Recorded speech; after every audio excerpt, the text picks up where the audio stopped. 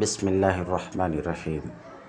باب العلم انواریہ educational society و جامعہ انواریہ حیدرآباد انڈیا کے زیر اہتمام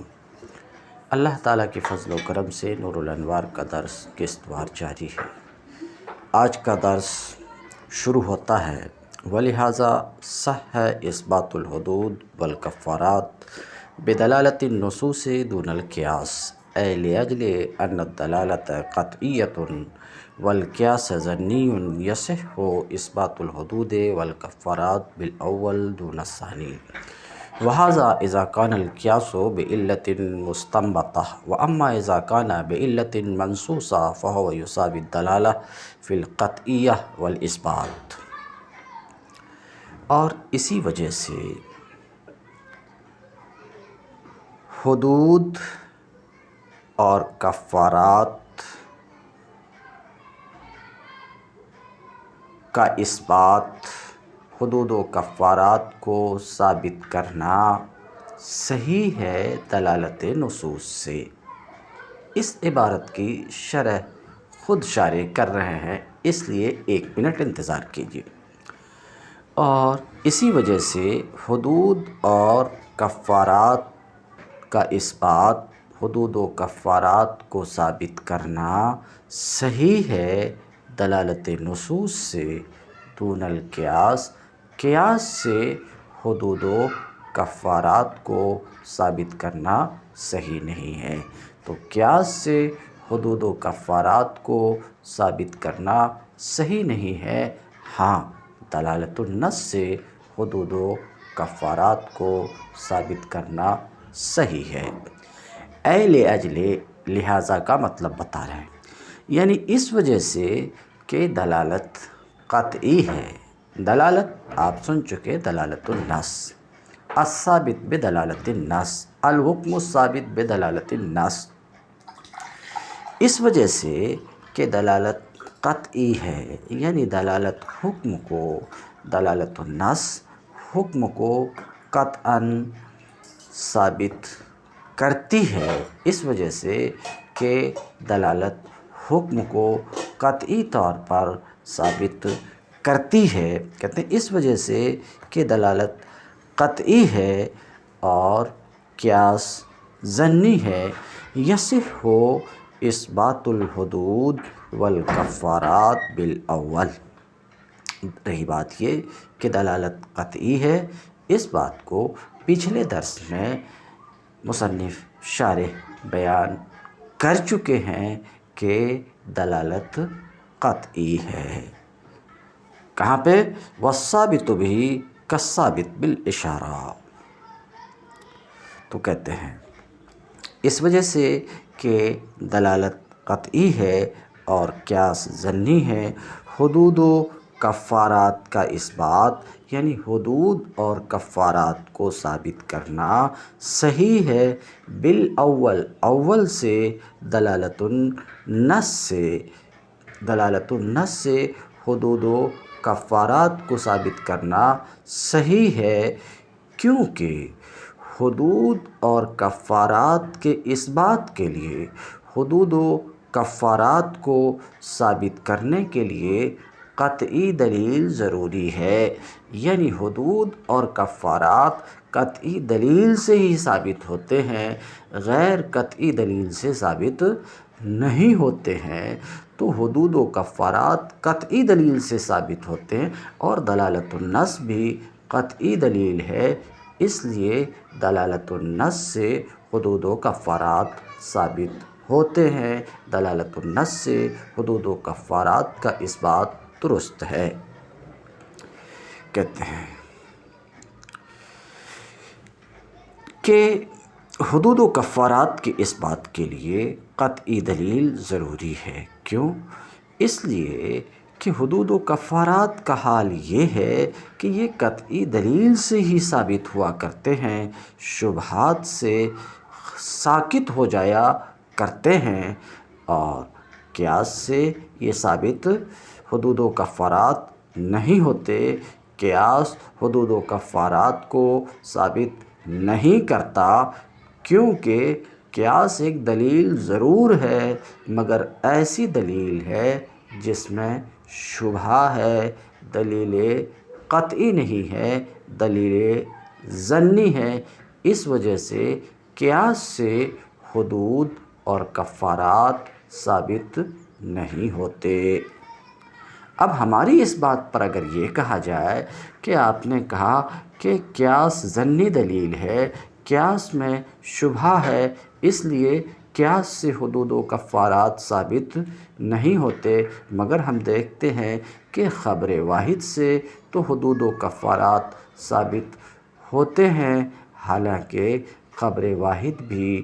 ظنی ہے، خبر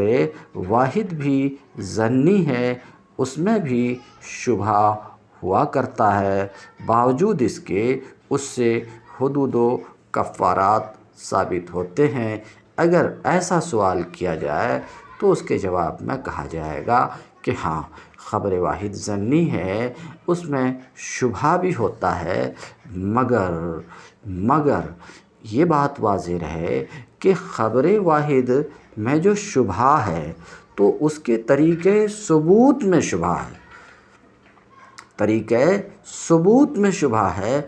اس بات میں کوئی شبہ نہیں ہے، اس بات میں کوئی شبہ نہیں ہے کہ یہ فرمان جس شخص کا ہے، یہ قول جس شخص کا ہے، اس میں کوئی شبہ نہیں ہے، تو طریقۂ ثبوت میں خبر واحد کے ثبوت کے طریقے میں شبہ ہے، اصل سنت میں، اصل حدیث میں شبہ نہیں ہے، اس لیے کہ وہ صادق مصدوق کا کلام ہے، برخلاف قیاس کے کہ قیاس کی اصل میں ہی شبہ ہے، قیاس کی اصل ہی میں شبہ ہے، اسی بات میں شبہ ہے کہ جسے علت قرار دیا گیا ہے، جسے علت قرار دیا جائے وہ علت ہے بھی کہ نہیں، اسی میں شبہ ہے، کہتے ہیں۔ تو حدود و کفارات کا اس بات اول سے صحیح ہے، اول کا مطلب دلالت النص سے صحیح ہے، دون الثانی قیاس سے حدود و کفارات کا اس بات صحیح نہیں ہے، کیونکہ قیاس میں شبہ ہوتا اور شبہ کے ساتھ حدود و کفارات ثابت نہیں ہوتے بلکہ ساقط ہو جاتے۔ وَهَذَا إِذَا كَانَ الْقِيَاسُ بِعِلَّةٍ مُسْتَنبَطَةٍ۔ شارح کہتے ہیں ابھی جو ہم نے کہا کہ کیا کہا کہ قیاس ظنی ہے، قیاس ظنی ہے، سمجھ رہے ہیں، تو کہتے ہیں ھذا، اور یہ یعنی قیاس کا ظنی ہونا جو ہم نے کہا، تو قیاس ظنی اس وقت ہے جب کہ قیاس علت مستنبطہ سے ہو، علت مستنبطہ سے ہو، اس علت کی وجہ سے جس کا استنباط کیا گیا ہے، تو قیاس کا ظنی ہونا جو میں کہا کہ قیاس ظنی ہے، قیاس ظنی اس وقت ہے جب کہ کسی کا قیاس علت مستنبطہ کی وجہ سے ہو۔ وَأَمَّا إِذَا كَانَ بِعِلَّةٍ مَنْصُوصَةٍ، لیکن اس وقت جب کہ قیاس علت منصوصہ کی وجہ سے ہو، تب تو قیاس دلالت کے مساوی ہے قطعیت میں، اور اس بات میں جو کچھ کہنا چاہ رہے ہیں وہ یہ کہ شارح کہنا چاہ رہے ہیں میں جو یہ کہا کہ قیاس ظنی ہے، تو یہ بات واضح ہے کہ قیاس ظنی اس وقت ہے جب کہ قیاس علت مستنبطہ کی وجہ سے ہو، مگر اس وقت جب کہ قیاس علت منصوصہ کی وجہ سے ہو تو پھر قیاس ظنی نہیں بلکہ قیاس قطعی ہے، دلالت النص کے برابر ہے، سمجھ رہے ہیں، دلالت النص کے برابر ہے۔ ہاں، قیاس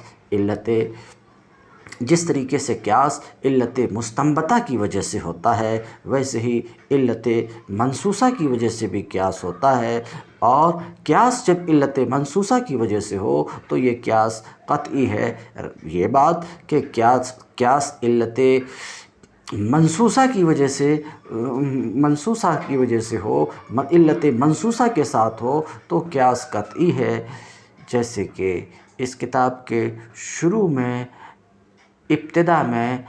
وَالْأَصْلُ الرَّابِعُ الْقِيَاسُ شروع کتاب میں یہ عبارت گزری تھی والاصل الرابع القیاس، تو وہاں پر تنبیہ کر دی گئی اور یہ بات بتائی گئی کہ قیاس کبھی علت منصوصہ کی وجہ سے بھی ہوتا ہے۔ قیاس علت منصوصہ کی وجہ سے ہو تو وہ قیاس قطعی ہوتا ہے، جیسے مثال کے طور پہ حرمت لواطت کا قیاس وطی فی حالت الحیض پر، کہ وطی حالت حیض میں حرام ہے، ولا تقربوہن، وطی حالت حیض میں حرام ہے۔ یسألونک عن المحیض قل هو اذى، تو حرمت کی علت اذی ہے اور یہ اذی علت منصوصہ ہے، تو وطی فی حالت الحیض پر لواطت کی حرمت کا قیاس، لواطت کی حرمت کا قیاس حالت حیض میں وطی کی حرمت پر یہ قیاس علت منصوصہ کی وجہ سے ہے۔ تو کہنا چاہ رہے ہیں، مجھے بتانا یہ ہے کہ قیاس کبھی علت منصوصہ کی وجہ سے بھی ہوتا ہے، تو اس وقت جب کہ قیاس علت منصوصہ کی وجہ سے ہو تو کہتے ہیں، لیکن جب کہ قیاس علت منصوصہ کی وجہ سے ہو، علت منصوصہ سے ہو، فہو یساوی الدلالہ، تو یہ قیاس دلالت کے مساوی ہے، دلالت کے برابر ہے قطعیت میں، یعنی جس طریقے سے دلالت قطعی ویسے ہی یہ قیاس بھی قطعی، یعنی دلالت سے ثابت ہونے والا حکم قطعی ویسے ہی اس قیاس سے ثابت ہونے والا حکم بھی قطعی، یعنی وہ قیاس جو علت منصوصہ سے ہو۔ تو یہ دلالت کی مساوی ہے قطعیت میں اور حکم کے اس بات میں۔ بہرحال اوپر میں کہا گیا کہ حدود و کفارات کا اس بات دلالت نصوص سے صحیح ہے، اس وجہ سے کہ دلالت النص قطعی ہے۔ اب اس کو مثال سے سمجھانا چاہ رہے ہیں، تو کہتے ہیں مثال و اثبات الحد، مثال و اثبات الحدود بالدلالہ اثبات حد الزنا بالرجم علی غیر ماعز الذی ثبت علیہ بالعبارہ، لأن ماعزا انما رجم لأنه زان محصن لا لأنه ماعز او صحابی۔ دلالت النص کے ذریعے، دلالت النص اسی میں گفتگو ہو رہی، دلالت النص کے ذریعے حدود کو ثابت کرنے کی مثال۔ اوپر میں کیا کہا؟ دلالت النص سے حدود کا اس بات صحیح ہے، اس کی مثال دیکھیے۔ تو دلالت النص کے ذریعے حدود کو ثابت کرنے کی مثال کیا ہے؟ اثبات حد الزنا، حد زنا، حد زنا یعنی رجم، حد زنا یعنی رجم کا اثبات ماعز کے علاوہ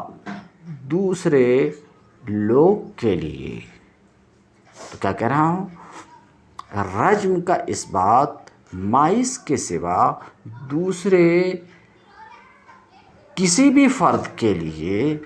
جو محسن ہوتے ہوئے زنا کرے، یہ زنا کرے، اس کے لیے اس حد یعنی رجم کا اثبات، یہ اثبات، تو یہ کس کی مثال ہوئی؟ اس حد کے ثابت کرنے، ایک حد کے ثابت کرنے کی مثال کس سے؟ دلالت النص سے۔ اب اس بات کی تفصیل، ماعز کے سوا دوسرے کے لیے ماعز کے سوا دوسرے زانی محسن کے لیے رجم کا اثبات یہ، اور رجم کا اجرا سنگسار کیا جانا، یہ دلالت النص سے ثابت، دلالت النص سے کس طور پر؟ تو جیسا کہ ترمذی کی روایت ہے، اور حاصل یہ کہ ان ماعزن زنا فرجم ہے، ترمذی کی روایت کا حاصل یہ کہ ان ماعزن زنا فرجم ہے، تو یہ نص عبارت النص سے ماعز کی سنگساری ثابت ہے، کیونکہ یہ نص اسی کے لیے لائی گئی ہے۔ تو ماعز کی سنگساری تو عبارت النص سے ثابت ہے، مگر اسی نص سے دلالت، اس نص کی دلالت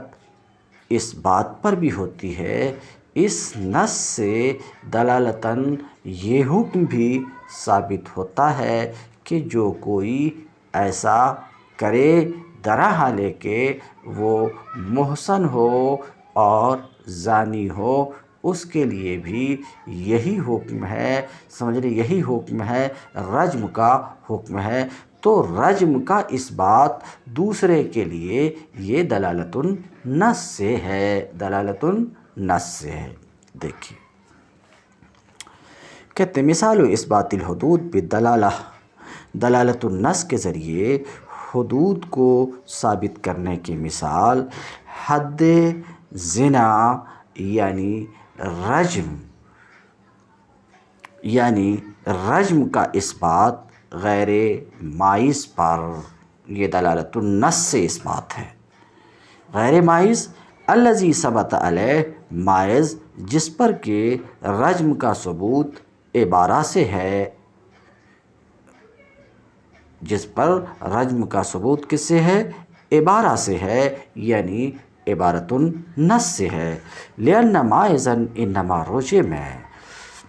اس لیے کہ ماعز کو سنگسار کیا گیا،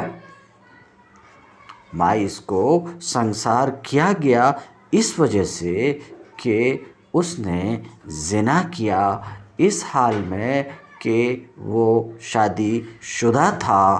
لا لأنہ ماعز۔ اور اتنی سی بات نفس الفاظ اور عبارت سے ہر اس آدمی کو سمجھ میں آتی ہے جو زبان کا واقف کار ہے، تو یہ علت محض زبان دانی سے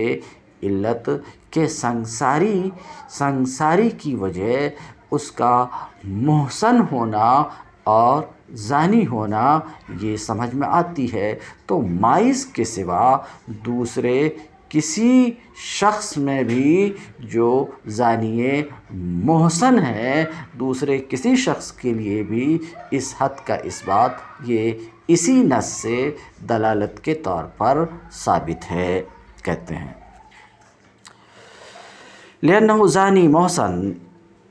سنگسار کیا گیا اس لیے کہ انہوں نے زنا کیا محسن ہونے کی حالت میں، لا لأنہ ماعز، اس وجہ سے نہیں ان کو سنگسار کیا گیا کہ وہ ماعز تھے اور صحابی تھے۔ فکل من کان کذالک، تو جو کوئی بھی ایسا ہوگا یعنی زانی محسن ہوگا، یرجم، اسے سنگسار کیا جائے گا، تو دوسرے ماعز کے سوا دوسرے کی سنگساری اس نص سے جو ماعز کے بارے میں ہے، اس نص سے دلالت النص کے طور پر ثابت۔ ولیکن ثبت الرجم علی کل زان محسن بنص آخر، لیکن ہر زانی محسن کے لیے سنگساری کا ثبوت ایک دوسرے نص سے بھی ہے۔ شارع کی یہ عبارت ولیکن ثبت الرجم، یہ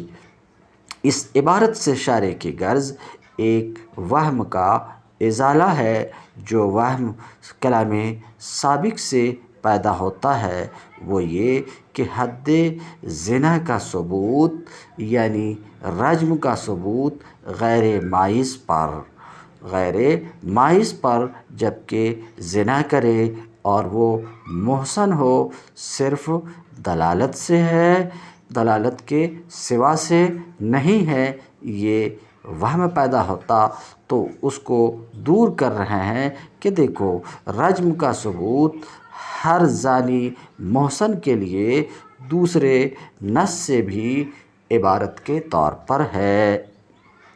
عبارت کے طور پر ہے کہ دوسرا کوئی بھی جو زنا کرے شادی شدہ ہونے کے باوجود اس کے لیے رجم کا حکم ہے، اور یہ حکم ایک دوسرے نص سے عبارت کے طور پر بھی ثابت ہے، عبارت کے طور پر بھی ثابت ہے۔ اور وہ دوسرا نص اللہ تعالیٰ کا قول الشیخ والشیخۃ اذا زنیا فرجموہما نکالا من اللہ، یہ الگ بات ہے کہ یہ منسوخ التلاوہ ہے، اس کی تلاوت منسوخ ہے مگر حکم باقی ہے۔ تو اب رہی بات یہ کہ یہ حکم دوسرے زانی کے لیے سنگساری کا سنگساری کا ثبوت یہ تو ایک دوسرے نص سے ہے، تو پھر آپ کا یہ کیسے کہنا صحیح ہے کہ اس حکم سنگساری کا حکم یعنی حد کا ثبوت دلالت النص سے ہے؟ تو اس کا جواب یہ ہے کہ کوئی حرج کی بات نہیں ہے کہ ایک حکم دو دلیل سے ثابت ہو، اس میں کوئی مضائقہ نہیں ہے، ایک حکم کے لیے دو یا اس سے زائد دلیل ہو تو کوئی حرج کی بات نہیں ہے۔ تو یہ سنگساری مائز کے سوا دوسرے کے لیے، سنگساری مائز کے سوا دوسرے ہر اس شخص کے لیے جو زنا کرے شادی شدہ ہونے کی حالت میں، سنگساری کا ثبوت اس نص سے بھی ہے، الشیخ والشیخۃ اس سے بھی ہے، اور ان مائزا زنا فرجم سے دلالت النص کے طور پر بھی یہ ثابت ہے۔ تو ایک حکم اگر کئی دلیل سے ثابت ہو تو اس میں کوئی حرج کی بات نہیں ہے۔ ولیکن ثبت الرجم، لیکن سنگساری ہر زانی محسن کے لیے ایک دوسری نص سے بھی ثابت ہے، اور دوسری نص وہی ہے جس کو آپ نے سنا، کیا الشیخ والشیخۃ اذا زنیا فرجموہما نکالا من اللہ، اور ظاہر سی بات ہے شیخ اور شیخہ سے مراد محسن اور محسنہ ہے، یہ منسوخ التلاوہ ہے، تلاوت منسوخ ہے مگر حکم باقی ہے۔ وَإِثْبَاتُ حَدِّ قَطْعِ الطَّرِیق، وَإِثْبَاتُ یہ اس بات معطوف ہے پہلے اس بات پہ، اثبات حد الزنا پہ، اثبات حد الزنا پہ، اور اس سے پہلے کی عبارت تھی مثال اثبات الحدود بالدلالہ اثبات حد الزنا و اثبات حد قطع الطریق، اور حدود کو ثابت کرنے کی مثال دلالت سے، یعنی دلالت النص کے ذریعے حدود کو ثابت کرنے کی ایک مثال گزر چکی، دوسری ایک مثال اور لے لو، کیا اثبات حد قطع الطریق علی من کان ردءا لہ بدلالت قولہ تعالی ویسعون فی الارض فسادا، اور رہزنی کی حد، ڈکیتی کی حد کو ثابت کرنا، رہزنی کی حد کو ثابت کرنا ہر اس شخص پر جو ان کا رہزنوں کا، ڈاکوؤں کا تعاون کرے، بدلالت قولہ تعالی، اللہ تعالیٰ کے قول انما یحاربون اللہ ورسولہ ویسعون فی الارض فسادا سے۔ تفصیل یہ ہے کہ اللہ رب العزت کا قول انما یحاربون اللہ ورسولہ ویسعون فی الارض فسادا بطریق عبارت النص، اللہ رب العزت کا یہ قول محاربین پر رہزنی یعنی ڈکیتی، محاربین پر رہزنی کی حد واجب کرتا ہے، اللہ رب العزت کا یہ قول عبارت النص کے طور پر محاربین پر رہزنی کی حد واجب کرتا ہے، کیونکہ یہی اس نص کا مدلول بھی ہے، مقصود بھی ہے۔ اور محاربہ کی صورت قتال اور لوٹ مار کرنا ہے، اور اس کی لغوی معنی ہے دشمن کو مغلوب کرنا اور ایسے طریقے پر ڈرانا، مغلوب کرنا اور ایسے طریقے پر ڈرانا جس سے لوگوں کا سفر کرنا دشوار ہو جائے۔ یہ کہتے ہیں یہ معنی چونکہ ڈاکوؤں کی مدد کرنے والوں میں بھی پایا جاتا ہے، اس لیے ان کے معاونین پر بھی رہزنی کی حد دلالت النص سے واجب ہوگی۔ کہتے ہیں وَمِثَالُ إِثْبَاتِ الْكَفَّارَاتِ بِالدَّلَالَةِ إِثْبَاتُ الْكَفَّارَةِ عَلَى امْرَأَةٍ وُطِئَتْ عَمْدًا فِي نَهَارِ رمضان بِدَلَالَةِ نَصٍّ وَرَدَ فِي الْأَعْرَابِ حِينَ جَامَعَ فِي رمضان عَمْدًا وَعَلَى كُلِّ مَنْ يَفْعَلُ الْجِمَاعَ سِوَاهُ۔ بہرحال اور دلالت النص کے ذریعے کفارات کو ثابت کرنے کی مثال، دلالت النص کے ذریعے کفارات کو ثابت کرنے کی مثال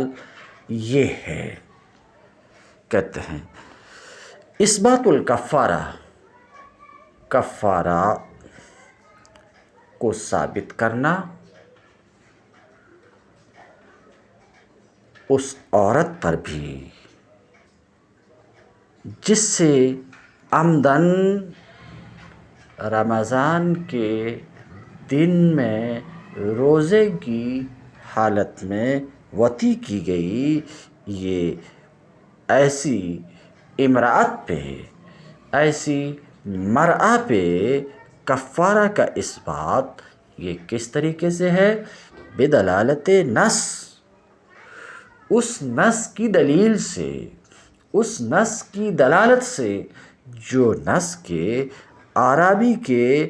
بارے میں آئی ہے، جو نص کے وارد ہوئی ہے اعرابی کے بارے میں، اور وہ نص جو اعرابی کے بارے میں وارد ہوئی ہے وہ بروایت بخاری، امام بخاری نے اس طریقے سے روایت کی ہے کہ ابو ہریرہ رضی اللہ تعالیٰ عنہ کہتے ہیں کہ بینما نحن جلوس عند النبی، بخاری میں ہے عربی، نص عربی بخاری میں ہے، امام بخاری حضرت ابو ہریرہ سے روایت کرتے ہیں، حضرت ابو ہریرہ رضی اللہ تعالیٰ عنہ کہتے ہیں بینما نحن جلوس عند النبی، ہم صحابہ، ہم نبی کریم صلی اللہ علیہ وسلم کی مجلس میں بیٹھے ہوئے تھے کہ یک بیک ایک شخص حاضر ہو کر عرض کیا، اے اللہ کے رسول، حالت تو میں تو تباہ و برباد ہو گیا۔ آپ صلی اللہ علیہ وسلم نے فرمایا مالک ہے، کیا ہوا تم کو؟ تو اس نے کہا وقعت علی امراتی وانا صائم، صیام کی حالت میں اپنی مرأة پہ واقع ہوا، بات صاف ہے۔ اللہ کے رسول صلی اللہ علیہ وسلم نے اس آنے والے شخص سے فرمایا کیا تیرے پاس آزاد کرنے کے لیے غلام ہے؟ اس نے کہا نہیں۔ پھر آپ صلی اللہ علیہ وسلم نے فرمایا کیا تم میں پے در پے 2 مہینہ روزے رکھنے کی ہمت ہے؟ تو وہ آنے والا شخص عربی، اس نے کہا نہیں۔ پھر آپ صلی اللہ علیہ وسلم نے فرمایا کہ کیا تم 60 مسکین کو کھانا کھلانے کی طاقت رکھتے ہو؟ قال، تو اس پر وہ عربی نے کہا نہیں۔ تو آپ صلی اللہ علیہ وسلم نے فرمایا بیٹھ جاؤ۔ پھر تھوڑی دیر کے بعد آپ صلی اللہ علیہ وسلم کے پاس کھجوریں لائی گئی، تو آپ صلی اللہ علیہ وسلم نے فرمایا کہاں ہے وہ سائل؟ تو سائل نے کہا کہ جی میں حاضر ہوں، تو آپ صلی اللہ علیہ وسلم نے فرمایا یہ کھجور کی ٹوکریاں لو اور اسے صدقہ کر دو، اسے صدقہ کر دو۔ اس پر اس شخص نے کہا اے اللہ کے رسول، حرتین کے درمیان مجھ سے زیادہ اس کا کوئی حقدار نہیں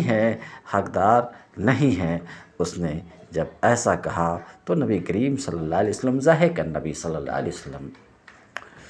یہاں تک کہ نبی کریم صلی اللہ علیہ وسلم کے دندان مبارک ظاہر ہو گئے، تو آپ صلی اللہ علیہ وسلم نے فرمایا کہ ٹھیک ہے اپنے اہل کو ہی کھلاؤ۔ یہ تو نص ہے۔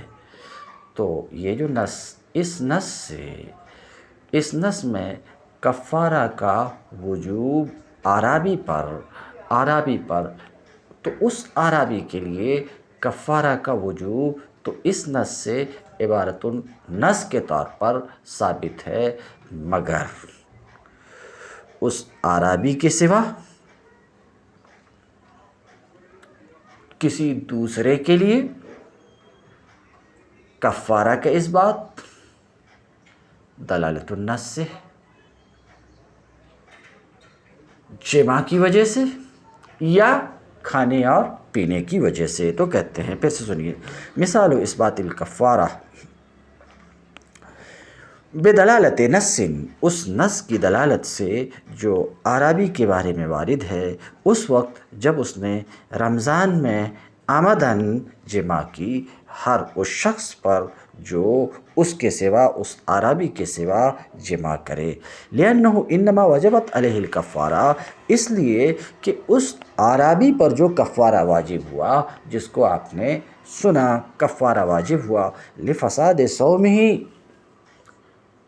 اس کے روزے کے فاسد ہونے کی وجہ سے، اس لیے کہ اس نے اپنے روزے کو خراب کیا، فاسد کیا، توڑا۔ تو یہ تو بالکل ظاہر ہے، الفاظ اور عبارات سے ہی یہ بات سمجھ میں آتی ہے، کہ کفارے کا وجوب اس اعرابی پر روزے کو توڑنے کی وجہ سے ہے، اور دوسری کسی وجہ سے نہیں، اس وجہ سے نہیں کہ وہ بدوی ہے، اس وجہ سے نہیں کہ وہ اعرابی ہے، اس وجہ سے نہیں کہ وہ مرد ہے، تو خواہ مرد ہو یا عورت ہو، جو کوئی ایسا کرے، یعنی روزہ کو توڑے، رمضان کے دن میں عمدن جان بوجھ کر کے روزہ کو توڑے، اس پر کفارہ واجب ہوگا، مگر دوسرے پر کفارہ کا وجوب دلالت النص سے، اسی نص کی دلالت سے ہوگا۔ تو کہتے ہیں انما وجبت علیہ الکفارہ، اس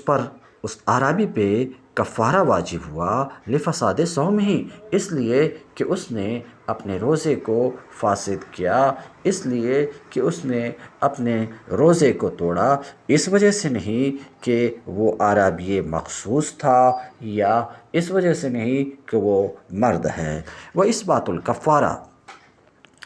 عَلَى مَنْ أَكَلَ، اسی طریقے سے کفارہ کو ثابت کرنا ہر اس شخص پر جو عمدن جان بوجھ کر کے کھائے اور پیے، اسی نص کی دلالت سے جو جمع میں وارد ہے، اس لیے کہ انما وجبت علیہ الکفارہ، یعنی اعرابی پر کفارہ جو واجب ہوا، اس وجہ سے کہ اس نے روزے کو خراب کیا، اس نے روزے کو توڑا، تو افساد صوم کی وجہ سے کفارہ اس کا پر واجب ہے، اس لیے نہیں کہ اس کا یہ فعل صرف جمع ہے۔ تو جس میں بھی افساد صوم ہو، روزہ کو فاسد کرنا ہو، خواہ وہ کھانے کے ذریعے سے ہو، پینے کے ذریعے سے ہو، وطی کے ذریعے سے، ظاہر سی بات ہے اس میں کفارہ واجب ہوگا، اور یہ جمع کے ساتھ مختص نہیں ہے۔ والشافعی انکر حاضی دلالہ، اور امام شافعی رحمۃ اللہ علیہ اس دلالت کا انکار کرتے ہیں اور کہتے ہیں کہ کفارہ صرف جمع سے کفارہ واجب ہوتا ہے، کھانے پینے سے جان بوجھ کر کفارہ واجب نہیں ہوتا۔ تو علت امام شافعی کے نزدیک افساد صوم نہیں ہے، کفارہ کے وجوب کی علت امام شافعی کے نزدیک افساد صوم نہیں ہے، بلکہ ان کے نزدیک جمع ہے۔ ولہٰذا اسی وجہ سے امام شافعی کے انکار کرنے کی وجہ سے اصولیین نے کہا ہے کہ اصولیین نے کہا ان عد امثال هذه الاحکام، ان جیسے احکام کو دلالت میں شمار کیا جانا ٹھیک نہیں ہے، اس لیے کہ امام شافعی اسے پہچان نہ سکے، حالانکہ وہ اہل لسان میں سے تھے، حالانکہ وہ صاحب زبان میں سے تھے، جبکہ دلالت کی شرط یہ ہے کہ وہ معنی جو مناتے حکم ہو وہ اہل لسان کے نزدیک مفہوم بھی ہو۔ فَكَانَ يَنبغي، تو مناسب یہ ہے کہ اس جیسی مثال کو قیاس میں شمار کیا جائے۔ مثل ھذا کثیر، اور اس کے مانند بہت ہیں ہمارے حق میں بھی اور ان کے حق میں بھی۔ وَالثَّابِتُ بِهِ لَا يَحْتَمِلُ التَّخْصِيصَ لِأَنَّهُ لَا عُمُومَ لَهُ، اور جو چیز دلالت النص سے ثابت ہوتی ہے اس میں تخصیص کا احتمال نہیں ہوتا۔